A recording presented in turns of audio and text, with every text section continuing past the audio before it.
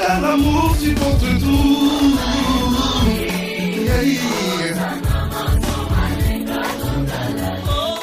Bonjour chers tous, cette fois-ci la radio Héritage est à Tchangou. Nous sommes du côté Bibois avec l'association congolaise des femmes pour la presse écrite. Nous sommes là pour un débat radiophonique.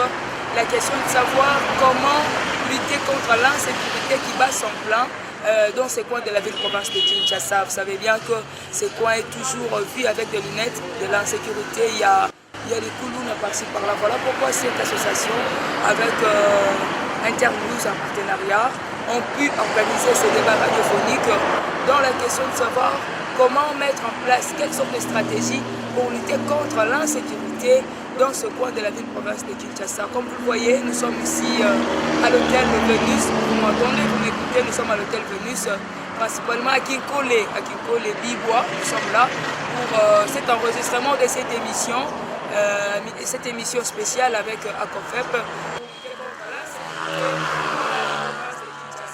Je vous prie de nous suivre et on va se retrouver tout juste après. Voilà, très chers auditeurs et auditrices de la radio Héritage et aussi téléspectateurs, vous qui allez devoir nous suivre sur notre plateforme, c'est par ici que l'activité va devoir se passer. Vous avez vu que les bords sont déjà plantés, alors on va commencer pour suivre comment lutter contre le phénomène Koulouna. Il y a l'insécurité ici à Tchangou. Alors les stratégies qui doivent devoir être mises en place pour lutter contre ce problème un peu récurrent dans ce coin de la ville-province de Kinshasa. Je vous laisse suivre et puis on va devoir se retrouver tout juste après. Merci beaucoup, mais comme vous savez déjà, les stratégies, on ne les révèle jamais. Et surtout les stratégies liées à la sécurité. Comme notre sujet était vraiment un sujet sécuritaire, mais d'entrée en jeu, nous avons pu relever beaucoup de points que nous avons trouvés importants, les points que la population nous a présentés sur les plans sécuritaires. Ces points sont, entre autres, le manque d'électricité, de bonnes infrastructures. Tout ceci crée l'insécurité dans notre coin.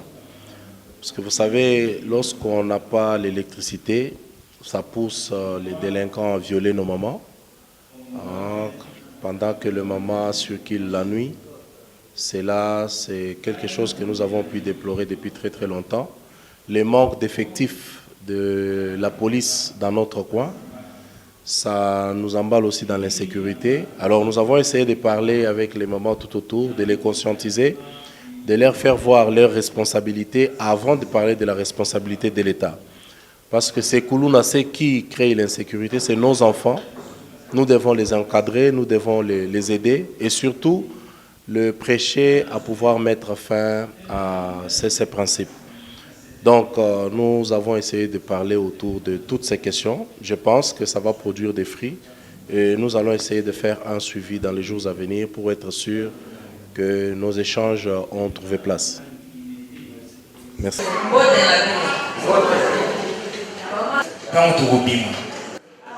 Merci beaucoup.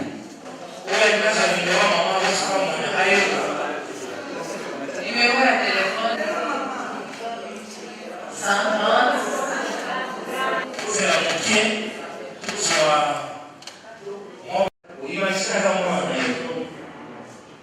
Donc voilà, éduquons nos enfants. La soupière. Maintenant, nous sommes dans un état qui a échange. Mais la Kisasa n'oublie pas. Et je dirais même la RDC mobile. Donc, nous voulons dire la question de la mission. Pour la côté, sur la question comment il nous a dit. Question micro pour tout dire. Pour la l'idée, poser la question. Sur la moi contribution au PCA communauté à vous. Montuna. Oui, que va les belés, va caca qui soit sur la quête là-bas. Gagne ma casse. Et belés, va taper miner. Et belés, va taper miner. Mais l'autre, va se retrouver séparés là, va parler là-bas. Soit disant, va vous faire ça, ça là, va y être. Puis, on va te y avoir de l'homme.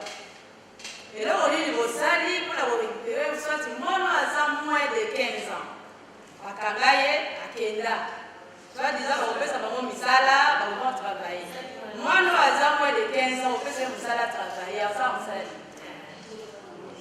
Pour la question, à la locale, Bilanga, et si vous voyez, est-ce que les gens travaillent, les gens, ça là, les gens, ça va pénible, pour détruire vie. Les locaux, c'est pour trouver la vie, il y a quoi de l'homme. Pour ça, là, mais fort, vous voyez, papa, n'a pas suite, n'a pas là, ni. Moi, nous, soit disant, on est bon, est-ce que vous savez pas parents à Bango? On ne sait pas. Bon, il faut que la routine d'ailleurs soit disant qu'il est pour travailler. Moi, dans moins de 20 ans, routine d'ailleurs qu'il est pour travailler. Quoi ça là? Ni. Alors, il y a un dossier qu'on a pu, nous, parce qu'il y a droit de l'homme. Bon, là, il y a des parents, les jours où on a pour nous sous, parce qu'il est là, Bango. Il y avait des parents, parce que le moi, là, il y a moins de 15 ans. Bazoli la presse pour lui voir la ligne. Mais c'est mon corps, il m'en a été. Alors, lui, on va te droit de l'homme.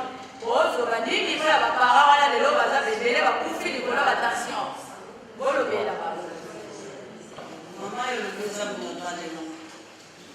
Là, on va à la base au Kaka. Au coup de l'année, j'ai la marche longue, mais marche courte. Il y a quelques marches longues, il y a quelques marches courtes. Quand nous avons au Kaniro Bomier, droit de l'homme à télé. So, quand il y a une marche courte, pourquoi pas droit de l'homme et un peu le bilangaï? En tout cas, les gens vont la passe. Tous autres phénomènes pour nous, nous avons tous autres qui sont rois. Quand il y a une qui n'a pas choqué, ceux qui vont venir à mon accueil à ma casse et continuer. Pour le moment, plus pur. Tous autres comprendre que tous autres qui sont rois. Là, ça peut être un phénomène de l'autisme, la cause qui parle de l'utilisation. À compliquant un niveau moko, à commencer à prendre un autre policier. Ça fait mal. N'a pas de connexion, on va aller pour battre la personne à l'eau qu'on a vu. Mais Bango, il faut qu'on ait tout ça. En tout cas, pour éviter le droit de l'homme, on va savoir. Pour toujours le droit de l'homme, on va garder. En tout cas, merci.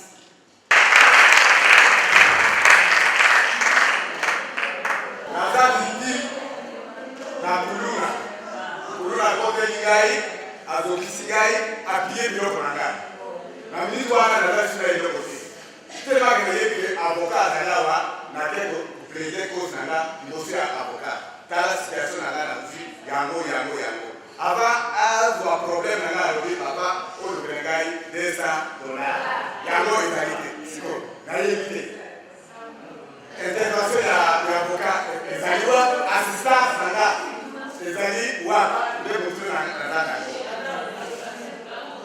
Du jour où on a eu ma sina et on va dévoiler à son adresse. À coup de la police, à quoi la mission à carrière, tout ça, l'intervention à la police, à ma fille, à son bêtise. Il y a notre tour, il y a ces policiers, à ça pour la roquette, et la mission, à ça pour la roïba, il offre la mission. Bana oyo, dans le bateau, bon, ma part. Il a besoin de la gâter. Il a besoin de la caca, on a pour s'amener la bango. Mais si vous avez un bon famille à Moutouane, tout le monde a le droit de l'homme, mais tout le monde a le droit de l'homme, quoi, sambe la Moutouoyo à Bomimou. Si vous avez un peu pour la sambe la bateau à ma belle, ou bien pour la sambe la bateau, bazana passe. Yami balé, tant que Zaki n'a pas ça, Baboma qui va te belé. Et belé pesa. Mais tout le monde qui la police, tout le monde qui va conduire, il y a la droit de l'homme, et la police, tout le monde qui va monter. Mais tout ce qui est en général, Mobo Elvis, ce qui est là, il y a la caté. Tant qu'il y a la patrouille, la caté, en passant, qui n'y est écouta, pour faire des silas. Bakonzi soyo, et ça la bakonzi. Et ça la bakonzi, il y a la police. Ezala ba général, ezala ba nani. Musala na bango ezala kaka na ba bureau. Atambolaka député Carlos. Azala na bureau te. Mais tout le monde a chaque fois ayaka soki likambo eza na pasa ayaka. Atambola. Mais ba konzi nyonso musala na bango eza kaka na ba bureau. mais soki likambo eye baye kotelema kosala boye la police neti awa na mpasa la police vraiment baza vraiment moke ezali kosala nini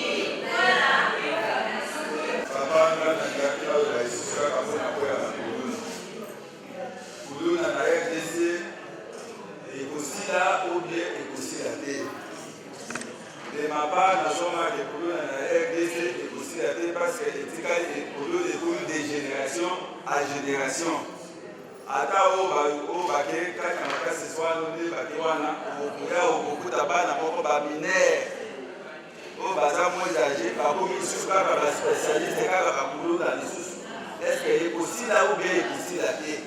Otuli lituma oyo basoki yango tozobana na mama Rose ya liboso droit de l'homme aza na publicité droit de l'homme aza mpe gouverneur ya ville te droit de l'homme aza gouvernement te aza institution te tozalaka wapi tovivaka na bino na kati ya population tolobaki lokola kuna kati ngai richesse sikoyo nasala ye napesa mokongo nako ya mosala kuna na kuna ezala na niveau ya mboka ezala na niveau ya libanda ya mboka ndenge tozwa kosinya bachartre baconvention ya makambo ya droit de l'homme nde droit de l'homme atalaka makambo wana soki mesure ezwaki na kati ya mboka droit de l'homme asalaka suivi azosala monitoring soki likambo esalemi na kati ya mboka aza kokala azosala badescente d'interet aza kokala ndenge mama lobi tomonaka bino te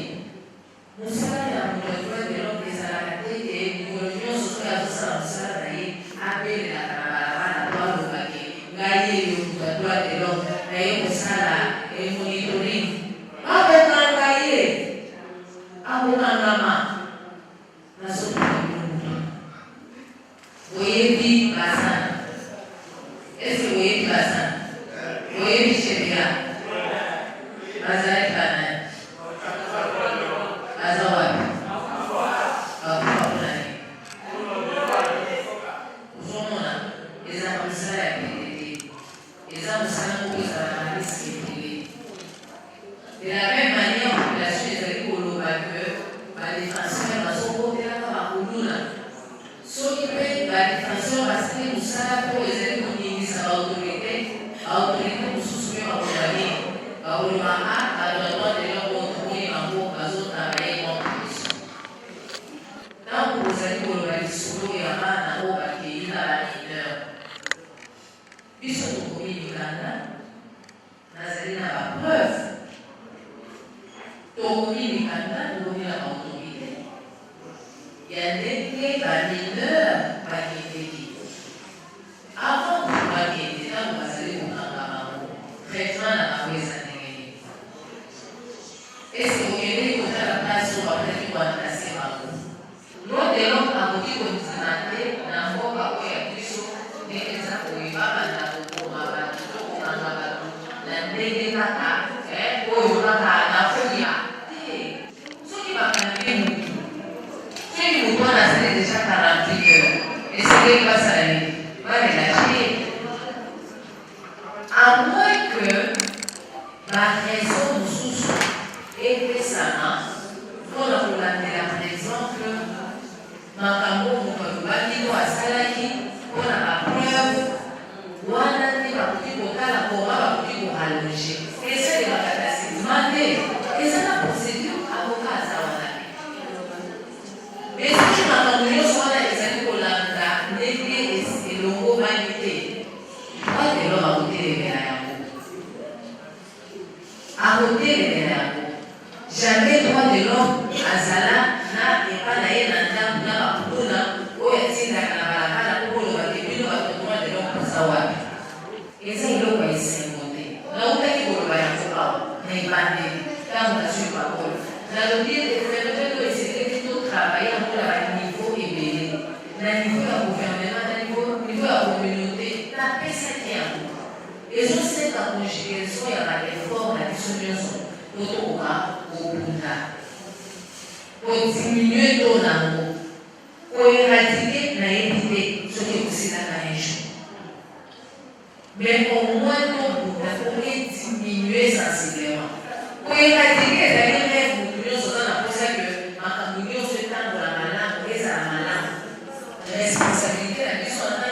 communauté, en tant que parents, en tant que citoyen en Boka, vous êtes connus par comment pour ça là, on a continué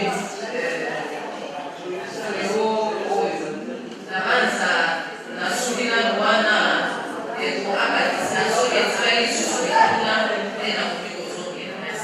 même par magistrat, par OPG, pour la policier, on va s'en dire par OPG, et ça, par policier, on va s'en former.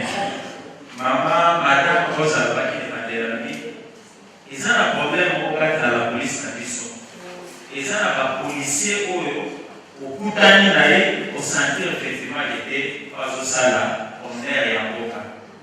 Nous sommes au coup d'année, on est on a évité à Kotawa pour l'année. Nous avons fait la Sambisaka, nous avons fait la social pour trouver la OPJ. Et ça, nous avons formé ceux qui ont fondé la police pour nous la attaquer. Pour continuer sur le fond de la parquet. Et c'est lui pour l'intérêt dossier. Un moment qu'on a monté à fond, à Tangi pour nous, on va pas bosser. Si on a parce qu'on a besoin de ça, ça va la dossier. Puis c'est pas sur la déclaration là. Là il va continuer le dossier. Au lieu de qui nous au ligne, on va continuer et ça la garder. Des fois, on a quelques fois organisé pour les lots, on a après des jours pratiqués. Les cambouis à combat pour nous la ici au Képa et avocat à 5200 $. Avocat à Zosala Osala. Et ça, vous savez, des Moussala de Bikelaka, des Moussala de l'Essara Maboda na Biso. Nous avons la possibilité de parler. Nous avons la Moussala de Bengue, procédure Brodeo. Procédure Brodeo et l'Ili Koloba, nous devons aller à l'Ikama. Nous devons avoir des problèmes, mais ça n'est pas quitter. Au sein de la papier de femme, avocat c'est la Kakambongo, et bien sauté. Au sein de la papier de la femme, si vous avez un zéla, essayez Hollande.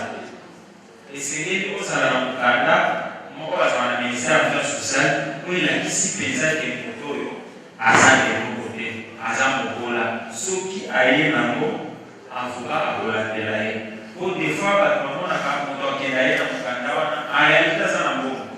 Amigomi, organique au salaire pour ça.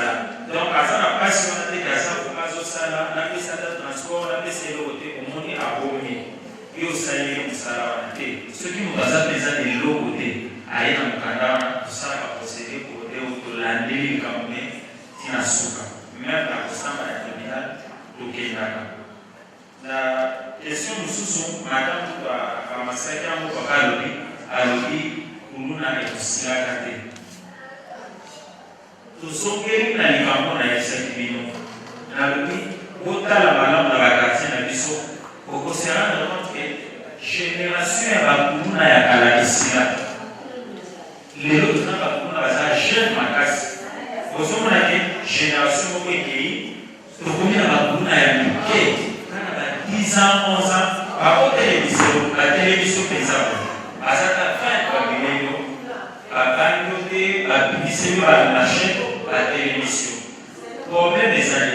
problème ezalaka ke na kati na mabonga tozokontrole bana wana te po bana oyo ya kutuna nyonso bakutaka na bafamille nzela ekutaka te bana na bakutaka na famille soki waba olobi mponaka mwana nalimbi ye eza na bakotolalaka mpe bongo alimwana oyo makambo namoni nalimbi na ngai soki olembi ye akokoma modele wana le fait aza mineur aza na 11 ans abandi kolala libanda abandi kotala makambo ezosalema na nzela azwi mpe elengi wana asepeli omona te génération bakulu na mikolo bate génération baka na mike bazongi oyo mpe bakokende lisusu mpe ya mike lisusu bakoya donc esepeli nde na famille tokontregale eloko oyo na mateya na baéducation topesa oyo baboti na biso mpe bapesa biso na basi na sikoyo na nasimo.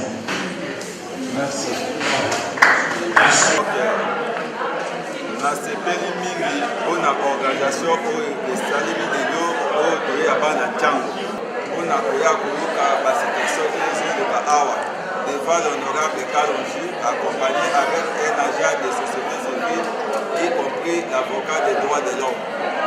Thème du jour oyo toyelaka awa mpona kolite lutte contre likulu na ndeni kokosilisa situation ya bakomuna na niveau ya terre na niveau ya quartier na biso ya kwambo.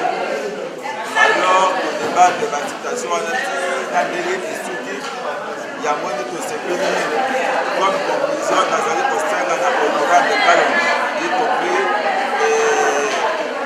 son accompagnateur avocat des droits de l'homme et un agent de société pour que rencontre oyo ezala kaka ya lelo te tokutanaka chaque fois de façon ke tomona ndenge nini ya kolite contre mpona kosilisa difficulté oyo toza na yango na quartier na biso ya ntango oyo bakulinaire bazali komettre biso en insécurité. Merci beaucoup. nasepeli makasi mpona organisation oyo honorable Kalonji apeni biso mpo tosolola makambo ya kote na biso ya ntango me nazosenga ye atale biso lisusu likambo ya bapolisier toza bapolisier mosusu na bafardc baoyo bazotekela bankulu na bombe bazotekela bango jamba basali bamaison ya bawiski apres babimi basali mabe bazongi epai ya bapolisier wana bakei kovanda bazolia bazomela il faut atalisa bakonzi ya la police lokoyo toza bametre na mama ya société civile balandela likambo wana carrière terre jaune kote na biso nyonso batala likambo wana bien balandela bakonzi ya la police na FARDC po bayeba ndenge basali bamaison ya bajamba bombe mpona kotekela bana babanda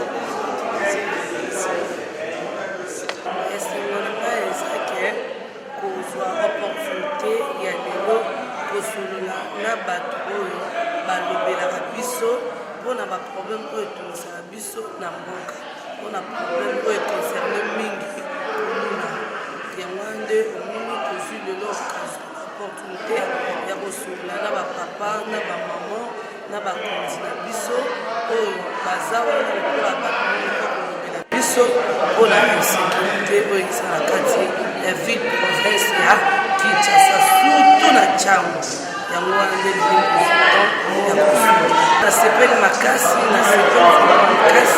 nasepeli vraiment na makambo ya lobi oyo bakosala bakokontribue par rapport ya jeunesse oyo ya komona yango nde nasepeli makasi. La question de l'insécurité par rapport à la jeunesse des Hébreux que nous appelons communément Corona, c'est une question transversale. Nous sommes en train de sensibiliser la population par rapport à la question sur différents niveaux. Nous parlons avec nos partenaires, aussi les gouvernements et les familles. Pourquoi? Parce que c'est une question qui a des conséquences réelles dans nos familles, dans tout ce que nous faisons. Vous savez que nous avons toujours dit que la jeunesse, c'est elle qui va assurer l'avenir de la nation. Lorsque cette couche montante est entamée, elle est touchée, vous allez vous rendre compte que même la construction nationale aura des sérieux problèmes. Vous comprenez? Raison pour laquelle nous approchons la population pour traiter de cette question qui touche la famille, Et si au niveau d'abord de la famille, nous ne prenons pas nos responsabilités pour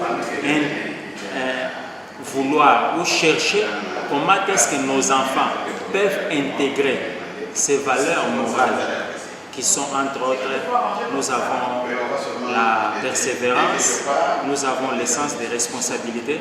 Il y a plusieurs valeurs que nous devons inculquer dans nos enfants pour que lorsque même s'ils sont en train de vivre, qu'ils n'aient pas le choix libre de tomber dans la délinquance juvénile. Vous voyez, nous travaillons avec les familles et aussi nous sommes en train de dire aux gouvernants que les enfants, nos jeunes, ne sont pas seulement là pour servir des intérêts politiques pendant les périodes de campagnes électorales.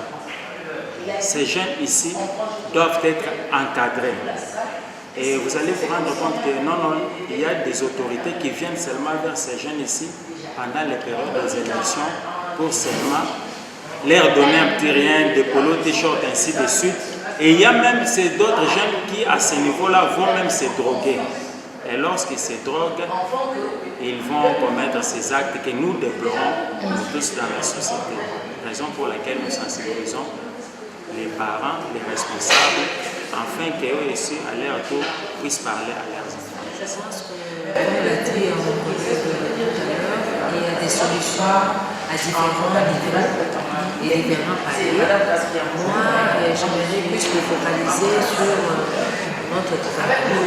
Nous avons besoin de politiques pour encadrer la jeunesse.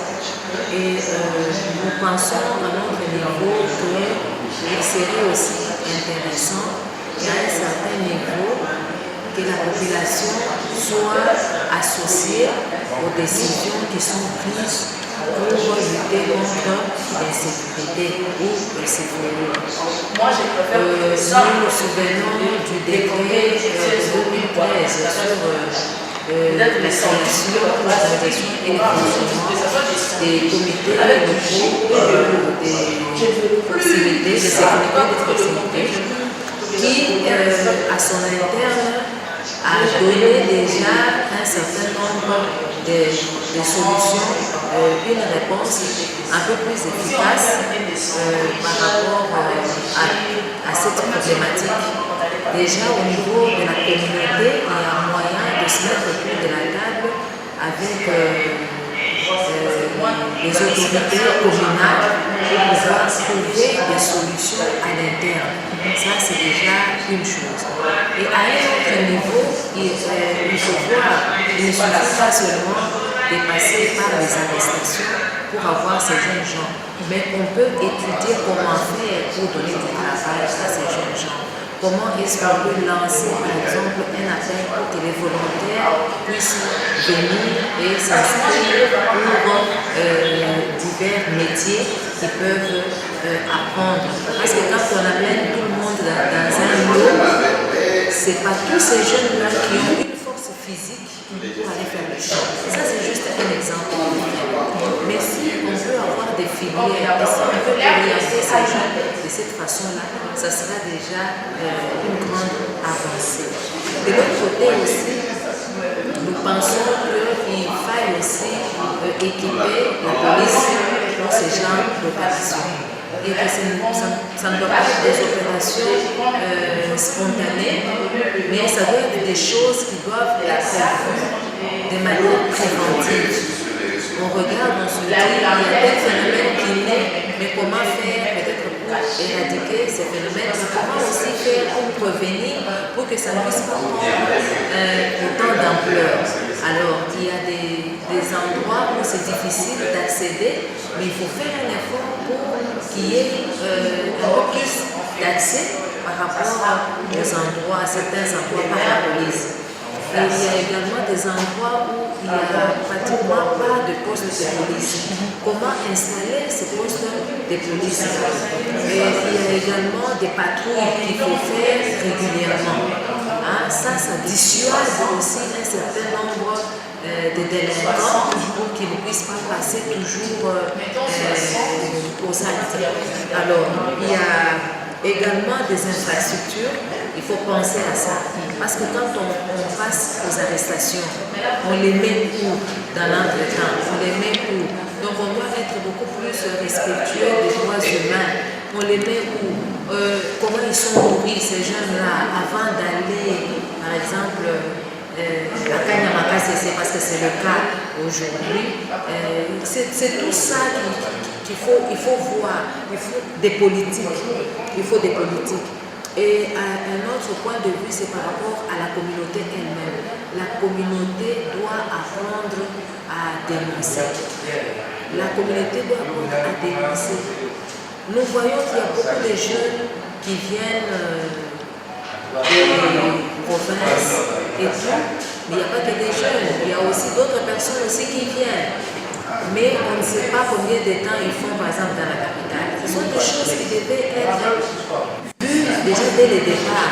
On devait le faire, soit avec les chefs de quartier, soit avec les autorités au niveau communal, pour voir quand il y a des gens qui viennent dans les communes, dans les quartiers, sur les avenues, ces personnes-là, c'est pour quel but? Ils font combien de temps? Est-ce qu'ils sont venus s'installer ici? C'est tout ça. Aujourd'hui, tout le monde se plaint des embouteillages et tout ça, les transports qui deviennent difficiles. Mais c'est au jour le jour que la population est en train de doubler, de tripler. C'est autant des problèmes auxquels nous devons faire face. Mais en même temps, nous devons accompagner ces jeunes gens-là pour la réinsertion sociale. C'est très important. Et là, ça demande également tout un paquet pour pouvoir le faire.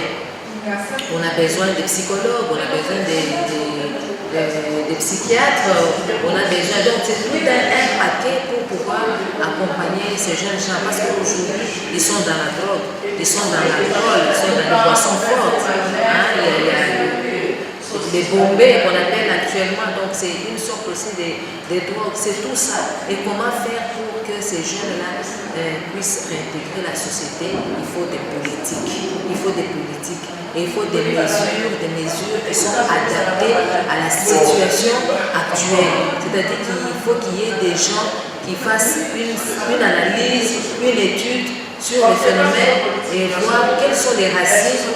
Et c'est les racines qu'il faut attaquer. Et lorsqu'on attaque les racines, on a la solution au problème. Voilà un peu de manière brève ce que moi je pourrais proposer à mon niveau comme mécanisme, solution pour pouvoir, si pas éradiquer totalement ce phénomène, mais au moins de diminuer de manière vraiment sensible. Merci, Madame. Merci. Comme vous le voyez et l'entendez, les rideaux viennent de tomber. On a terminé cette activité. Vous avez suivi pas mal de moyens efficaces à devoir mettre en place avec Maître Rose. Je peux dire, Madame Rose est une activiste des droits de l'homme aussi, mais c'est Roger qui est de la société civile. Et après, si vous allez devoir suivre quelques intervenants qui vont donner leur impression par rapport à l'organisation de cette activité. Alors pour moi et pour aujourd'hui, je vous dis au revoir. On va devoir se retrouver prochainement à un nouveau numéro, toujours avec ACOFEM. Nous vous remercions, interviews aussi du côté Suède, du Joie Merci, mais nous continuons à travailler main dans la main avec l'association congolaise de la femme de la presse écrite. On est ensemble, il n'y a pas de souci. On va devoir se retrouver prochainement. Ciao. Merci.